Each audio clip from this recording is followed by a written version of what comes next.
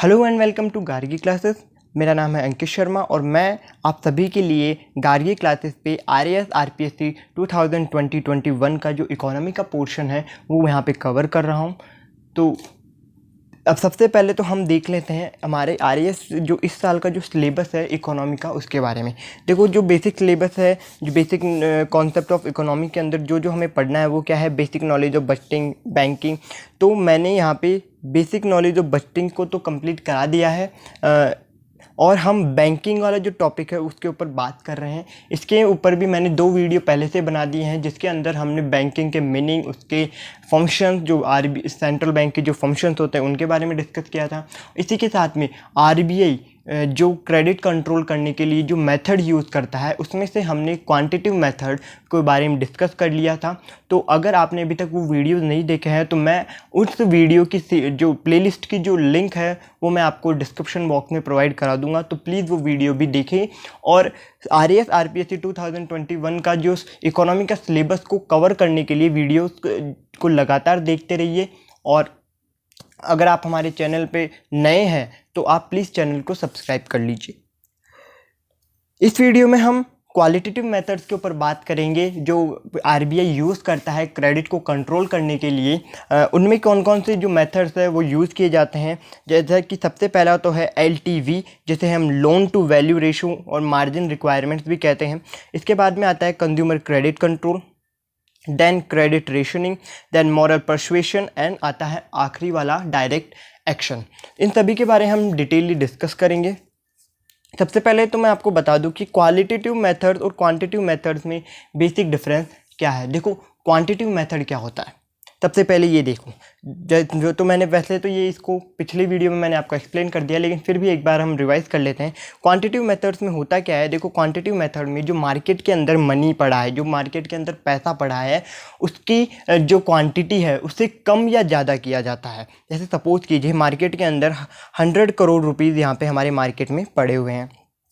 तो जब government quantitative methods को यूज़ करेगी तो क्या इम्पैक्ट होगा, इम्पैक्ट ये होगा या तो जो 100 करोड़ हैं वो कम होके 80 करोड़ हो जाएंगे, ठीक है, या फिर जो 100 करोड़ हैं वो ज़्यादा होकर हम उसे 120 करोड़ कर देंगे। मतलब यहाँ पे जो मनी की जो क्वांटिटी है उससे इंक्रीज या डिक्रीज किया जाता है, ठीक है।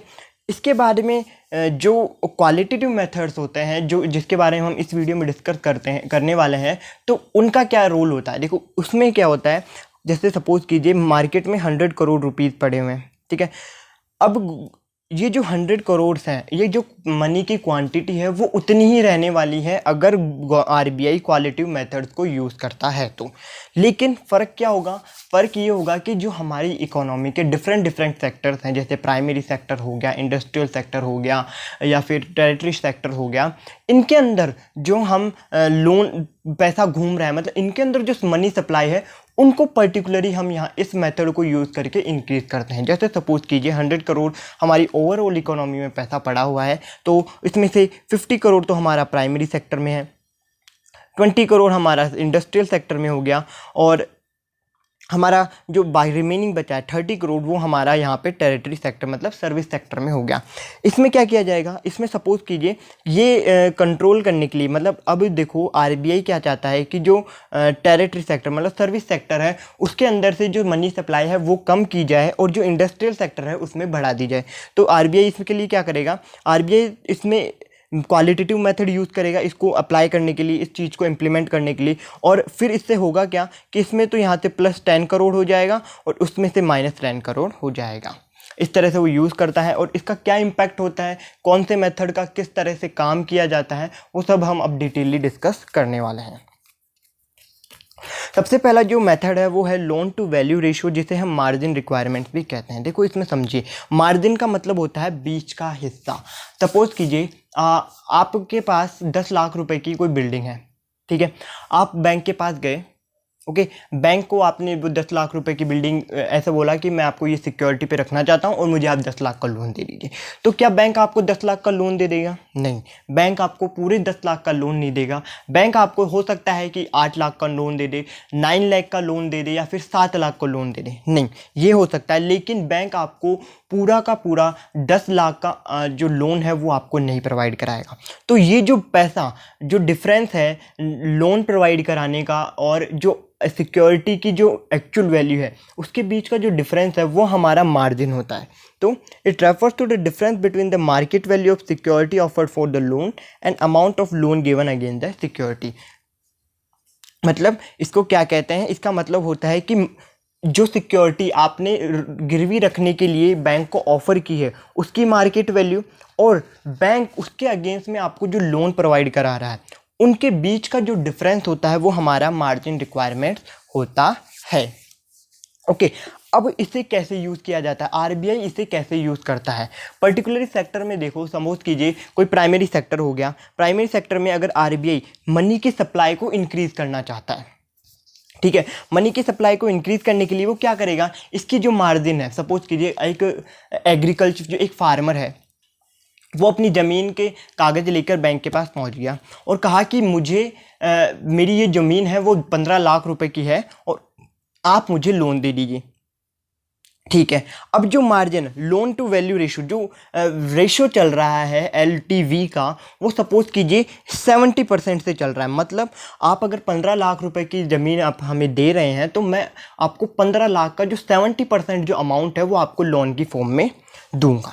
अब क्या करना है, अब गवर्नमेंट ने या फिर आरबीआई ने ये डिसाइड किया है कि प्राइमरी सेक्टर में मनी सप्लाई को इंक्रीज़ किया जाए। ठीक है, अब मनी सप्लाई को इंक्रीज़ करना है तो वो क्या करेंगे, वो ये कहेगा कि आप जो मार्जिन है, जो आप मतलब कोई भी सिक्योरिटी लेकर आप जो लोन प्रोवाइड करते हो उसका जो मार्जिन है उसे आप बढ़ा दीजिए, रिड्यूस कर दीजिए। रिड्यूस मतलब कि आप एक काम कीजिए, उसकी जगह आप यहाँ पर जब आप 70% जब लोन प्रोवाइड करा रहे हो तो आप उसकी बजाय हमें 90% का लोन प्रोवाइड कराओ।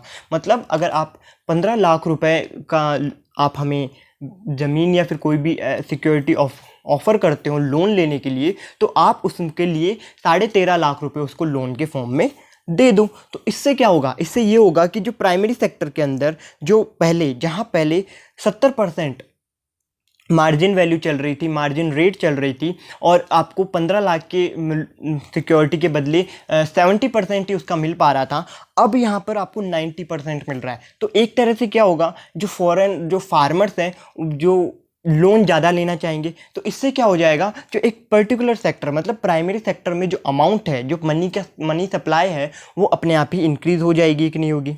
ठीक है, ये हो गया हमारा लोन टू वैल्यू रेशो और मार्जिन रिक्वायरमेंट का कॉन्सेप्ट। आई होप आपको समझ आ गया होगा। सिंपली क्या है कि अगर आपको किसी सेक्टर में लोन बढ़ाना है, किसी सेक्टर में मनी सप्लाई को इंक्रीज़ करना है, तो आप क्या कर दीजिए, मार्जिन को डिक्रीज़ कर दीजिए। मार्जिन को डिक्रीज़ मतलब कि आप ऐसा करो कि जहाँ पर 60% दे रहे थे आप उसको 80% कर दो। कि जहाँ आप अगर 10 लाख की हमें ज़मीन जमा कराओगे, सॉरी 10 लाख की अगर कोई सिक्योरिटी आप हमारे पास रखते हो तो हम आपको 8 लाख रुपये दे देंगे। तो ये होता है हमारा मार्जिन रिक्वायरमेंट। जो ये कॉन्सेप्ट है वो पहला कॉन्सेप्ट आपका क्लियर हो गया होगा, आपको समझ में आ गया होगा। सिंपली जो मेन पॉइंट है वो क्या है कि वैल्यू ऑफर्ड की गई है, जो सिक्योरिटी की जो वैल्यू है, मार्केट वैल्यू है, और जो लोन प्रोवाइड किया जा रहा है सिक्योरिटी के अगेंस्ट में, उसके बीच का जो डिफरेंस है वो हमारा मार्जिन में आता है। और उसको इंक्रीज या डिक्रीज करके जो आरबीआई है वो एक पर्टिकुलर सेक्टर में मनी सप्लाई को इंक्रीज या डिक्रीज कर सकता है। ओके, ये हो गया हमारा मार्जिन रिक्वायरमेंट्स। और अब चलते हैं हम हमारे अगली जो क्वालिटेटिव मेथड जो आरबीआई यूज़ करता है क्रेडिट को कंट्रोल करने के लिए, वो क्या है, कंज्यूमर क्रेडिट कंट्रोल। अब ये क्या है, देखो आपने डाउन पेमेंट का नाम सुना होगा, फाइनेंस पे आप कोई चीज़ खरीदते हो, ठीक है। ये चीज़ मैं आपको बाद में समझाऊंगा, पहले आप ये मेरी जो मैं बोल रहा हूँ उस चीज़ को समझने की कोशिश कीजिए। अगर आप समझ जाते हैं तो ये जो लिखा हुआ आपको एकदम सिंपली समझ में आ जाएगा। देखो आप समझिए, आप डाउन पेमेंट का नाम सुनते हैं, आपने डाउन पेमेंट देखा होगा कि आप कोई भी सामान खरीदते हो तो आप उसके फाइनेंस पे खरीद सकते हो, ठीक है। सपोज कीजिए आपने ऐसा किया, आप जाते हैं, आप मर्सिडीज़ या फिर सुजुकी के शोरूम में गए और आपने कहा कि मुझे ब्रेज़ा जो कार है उसे ख़रीदना है। अब सपोज कीजिए जो ब्रेज़ा की जो एक्चुअल वैल्यू है वो 10 लाख रुपए चल रही है, मतलब सब कुछ मिला मिलू के आपको 10 लाख में वो गाड़ी पड़ रही है। तो अब यहाँ पर क्या होगा, यहाँ पर डाउन पेमेंट में आप ख़रीदना चाहते हो तो आरबीआई क्या कर सकता है, आरबीआई ये कह सकता है बैंकों को कि मान लीजिए कुछ समय पहले जो मतलब उस टाइम पर 30% आप डाउन पेमेंट दे दो, मतलब 30% रुपये तो आप 30% जो गाड़ी की जो एक्चुअल वैल्यू मतलब 10 लाख है तो उसमें से आप 3 लाख तो आप हमें डाउन पेमेंट के फॉर्म में दे दो और बाकी का जो 7 लाख है वो आपको बैंक लोन के फॉर्म में देगा और आप उसे चुका दो। ठीक है, एक ये चीज़ होती है। अब गवर्नमेंट, अब सपोज कीजिए ऑटोमोबाइल का जो बिजनेस है, ठीक है, ऑटोमोबाइल का बिजनेस है वो मंदा चल रहा है, कम चल रहा है, तो अब आरबीआई चाहता है कि ऑटोमोबाइल्स का जो बिजनेस है वो एक्सपेंड हो, बढ़े, ग्रोथ आए उसमें। तो उसने क्या कहा कि कमर्शियल बैंक को ऑर्डर दिया या फिर उनको ये डायरेक्शन दी कि आप ऐसा कीजिए, डाउन पेमेंट की रेट को 30% से आप घटा के 10% पे लिया है। मतलब अगर आप 10 लाख की कोई गाड़ी खरीदते हो तो आपको सिर्फ अपनी जेब से 1 लाख रुपए ही देने होंगे और बाकी का जो 9 लाख रुपए का जो अमाउंट है वो बैंक आपकी तरफ से पे करेगा। तो ठीक है, अब जब यहाँ पे 30% जब डाउन पेमेंट लग रहा था तो ज़्यादा लोग आएंगे या फिर 10% डाउन पेमेंट लग रहा है? ऑफ कोर्स अगर 10% डाउन पेमेंट पे आपको कोई कार मिल रही है तो आप जो कार की आप ऑब्वियसली कार खरीदेंगे, राइट? तो इस तरह से क्या होता है कि जब डिफ्लेशन आ जाता है, जब किसी एक पर्टिकुलर सेक्टर के अंदर कोई किसी गुड्स या प्रोडक्ट की डिमांड कम हो जाती है, तब ये जो मेथड है वो आरबीआई यूज़ करता है। इसमें क्या कर सकता है कि वो डाउन पेमेंट की जो वैल्यू है उसे कम कर देगा और आप उसको जो लोन आपको पहले कम मिलता था अब वो ज़्यादा मिल पाएगा। ठीक है, देखो इसमें हो गया changing the loan limits change हो गई। ठीक है, जैसे पहले आप 10 लाख रुपए की आप गाड़ी खरीदने जा रहे हो, 3 लाख आपको जेब से पे करने, 7 लाख का आपको लोन मिल जाएगा। लेकिन अब क्या, अब आपको 10% देना, मतलब 1 लाख रुपए आप दो और 9 लाख रुपए आपको मिल जाएंगे। तो लोन की जो लिमिट है, जो लोन की जो लिमिट्स है, जहाँ 7 से जो 9 हुआ है वो आपने चेंज कर दिया। ठीक है, इसके बाद में आता है maintain difference in the interest rate and discounting rate of bills of exchange. अब आपने क्या किया, जो उस पर इंटरेस्ट लग रहा है, ठीक है, उसको भी आप इंक्रीज या डिक्रीज कर सकते हो। सपोज ये तो बेसिकली बात है कि अब 9 लाख का जब आप लोन दे रहे हो तो उस पर ज़्यादा इंटरेस्ट लगेगा और 7 लाख के लोन पे कम इंटरेस्ट लगेगा। ठीक है, ये तो फर्स्ट वाला पॉइंट ही सेकंड वाले को एक्सप्लेन करता है। इसके बाद में आता है regulate grant loans in a specific sector. मैंने जैसा आपको बताया कि प्राइमरी सेक्टर में या फिर इंडस्ट्रियल सेक्टर में आपको लोन देना है तो आप क्या कर दोगे कि उसको तो ज़्यादा लोन दे रहे हो, ठीक है, मतलब कि आपने प्राइमरी सेक्टर में मनी सप्लाई को बढ़ाने के लिए इंडस्ट्रियल सेक्टर को कमर्शियल बैंक कम पैसा दे रहे हैं और प्राइमरी सेक्टर के लिए आपने उसको पैसा इंक्रीज कर दिया। इसके बाद में आता है अगला पॉइंट है fixation of instalment of luxury goods. अब क्या किया, एक दूसरा तरीका अपना लिया। ठीक है, या तो आप ऐसा कर लो कि लोन की लिमिट को चेंज कर दो या फिर ऐसा कर लो कि आप इंस्टॉलमेंट को कम कर दो। जैसे समझ कीजिए आरबीआई ने पहले डिसाइड किया कि आप अगर 1 लाख रुपए का अगर आपने लोन लिया है तो आपको वो लोन आपको 10 किस्तों में 10 इंस्टॉलमेंट में चुकाना है। तो पर इंस्टॉलमेंट आपकी कितनी हो जाएगी, 10,000 की। ओके, 10,000 की आप जब 10 इंस्टॉलमेंट पे करोगे तो आपका जो अमाउंट है principal plus interest amount 1 lakh का जो लोन है वो आपका सेट ऑफ हो जाएगा। लेकिन अब क्या किया आरबीआई ने क्या किया कि किसी गुड्स की डिमांड को बढ़ाने के लिए ये पॉलिसी निकाली कि अब आपको 10,000 की किस्त नहीं देनी है। अब आप एक काम कीजिए, आप 1,000 की हमें 100 किस्तें जमा करा दीजिए। तो भी अमाउंट कितना, तो अमाउंट तो 1 लाख का ही हुआ, लेकिन क्या किया, जो किस्तें जो इंस्टॉलमेंट है वो तो बढ़ा दी गई और जो अमाउंट है वो कम कर दिया गया। अब जब कम इंस्टॉलमेंट, जब आपकी बजट में कोई इंस्टॉलमेंट आ रही है तो आप क्या कोई चीज़ को खरीद नहीं सकते, बिल्कुल आप खरीदोगे और उसकी डिमांड भी इंक्रीज हो जाएगी। तो इस तरह से जो कंज्यूमर क्रेडिट कंट्रोल का जो मेथड है वो काम करता है। ठीक है, आई होप आपको ये भी समझ में आ गया होगा। अब बात करते हैं क्रेडिट रेशनिंग के ऊपर। अब क्रेडिट रेशनिंग क्या है, इसमें जो बैंक है वो एक कोटा डिसाइड कर देता है। कोटा आप जानते हो, जैसे कि प्राइमरी सेक्टर को आप 50 करोड़ तक का लोन दे सकते हो, इंडस्ट्रियल सेक्टर को आप 60 करोड़ तक का लोन दे सकते हो, या फिर आप ना जो टेरिटरी सेक्टर है उसको आपको 100 करोड़ तक का लोन दे सकते हो। मतलब यहाँ पे जो लोन की जो लिमिट है वो डिसाइड की जाती है। आप एक स्पेसिफिक सेक्टर को एक स्पेसिफिक लिमिट तक ही आप लोन प्रोवाइड करा सकते हो। ठीक है, तो इसके अंदर क्या होता है, the central bank does the rationing of credit sector means limits are determined by the bank और in this RBI fix the limits of loan to be provided by commercial bank to the different sector of the economy. इसमें RBI क्या करता है, commercial bank के ऊपर एक loan जो limit है उसे फिक्स कर देता है कि आप पर्टिकुलर सेक्टर को इतना अमाउंट का लोन ही प्रोवाइड करा सकते हो। ये जो क्रेडिट रेशनिंग का जो है प्रोग्राम मेथड है वो प्लान्ड इकोनॉमी और सोवियत इकोनॉमी में चलता रहता है। इसमें क्या होता है कि आपने पीएसएल का नाम सुना होगा, प्रायोरिटी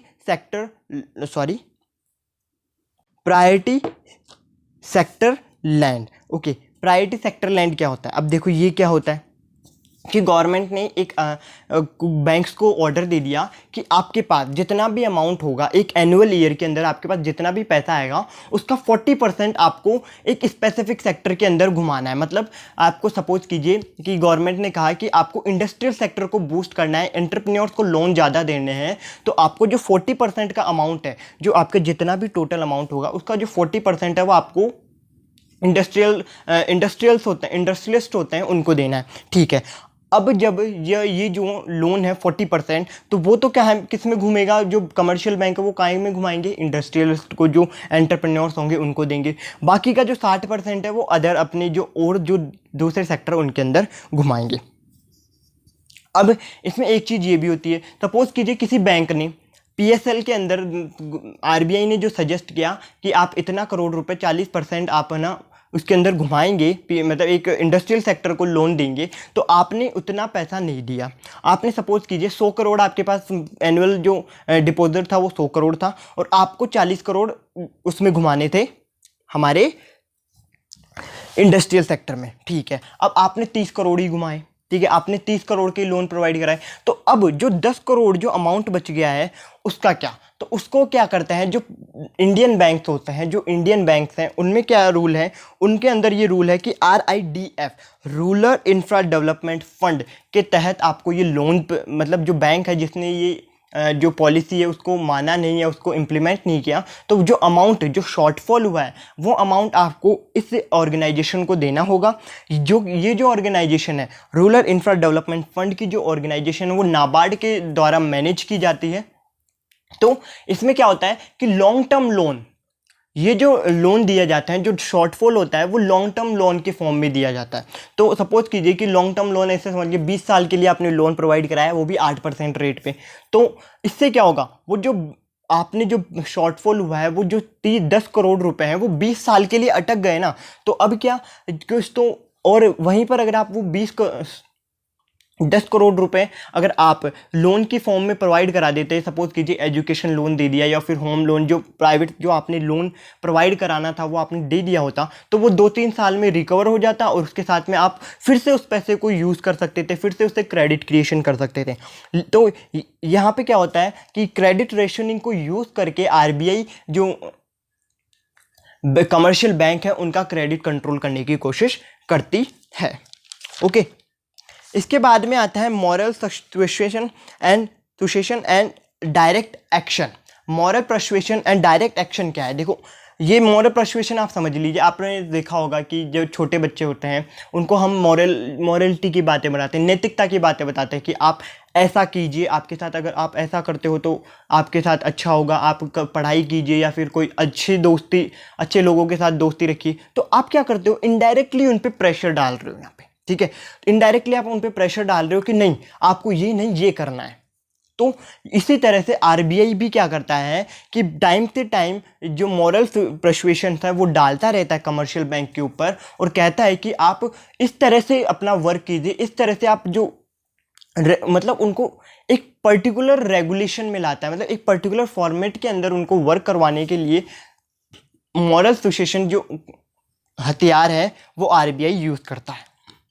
चलो, ये सारे हथियार काम कर लिए और कोई ऐसा बैंक है जो फिर भी आरबीआई की बात नहीं मान रहा है, तो क्या तब आरबीआई क्या करेगा, उसके ऊपर डायरेक्ट एक्शन ले सकता है। डायरेक्ट एक्शन मतलब उस पर पेनल्टी चार्ज कर सकता है, हो सकता है कि किसी का लाइसेंस कैंसिल कर दे। अब मैंने इससे पिछले वीडियो में आपको सीआरआर और एसएलआर समझाया था, तो उसमें मैंने बताया था कि अगर कोई बैंक फिक्स सीआरआर के अमाउंट अगर मेंटेन नहीं कर पाता है तो उससे क्या करना होता है, उसके ऊपर पेनल्टी, जो शॉर्टफॉल हुआ उसके ऊपर पेनल्टी देनी पड़ती है, bank rate plus 3% of shortfall. और अगर एक दिन का अगर शॉर्टफॉल रहता है तो उसका जो पेनल्टी अमाउंट वो है bank rate plus 3% of shortfall.